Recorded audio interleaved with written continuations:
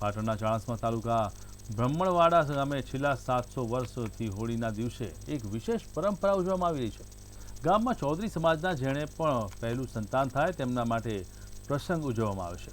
જેના ઘરે પ્રથમ પુત્રનો જન્મ થયો હોય તેની માતા ઉપવાસ રાખે છે। પોતાના બાળકને તૈયાર કરીને સમૂહમાં ગામ વચ્ચે બધા બાળકો તેના પરિવાર સાથે ગામના ચોકમાં ભેગા થાય છે। ગોગાજીના મંદિરની વેરાઈ માતાના મંદિર સુધીની લગભગ 1 કિલોમીટર જેટલી લાંબી દોડ યોજાય છે। ત્યારબાદ વેરાઈ માતાના મંદિરે જઈને માતાના દર્શન કરી આ જેમની બાધા પૂર્ણ કરવામાં આવે છે। જો કે આ દોડમાં જે મહિલા પ્રથમ વખત આવે છે તેમાં પુત્ર પણ માતાજીનો વિશેષ આશીર્વાદ મળે છે।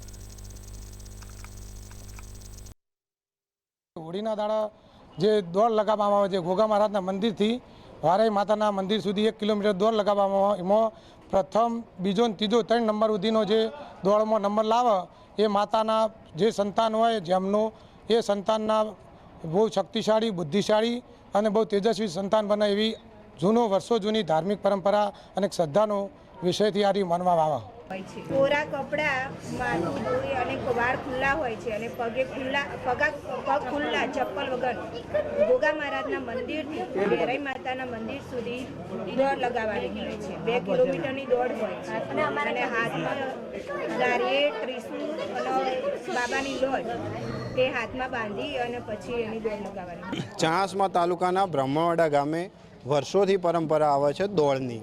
જે દોડ થાય એટલે પહેલો, બીજો અને ત્રીજા નંબરના પહેલા નંબરનું સંતાન હોય એના તેજસ્વી, બુદ્ધિમાન બાળક થાય એવી માતાજીની એક માન્યતા છે। અને દરેક જેના જેમ હોય કે મારો બાળકનો જેમ છે આજે પ્રથમ કુખે જન્મ્યા હોય એને દરેકને દોડવાનું હોય, ખુલ્લા વાળ, પગ ખુલ્લા, ચંપલ પહેરવાના નહીં।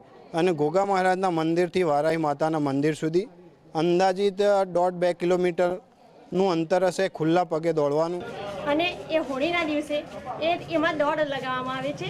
અને હોળીના દિવસે જ્યારે જેને પુત્ર પ્રાપ્ત થયો હોય એની માતાઓ ગોગા મહારાજના મંદિરથી વેરાઈમાના મંદિર સુધી 2 કિલોમીટરની દોડમાં દોડતા હોય છે।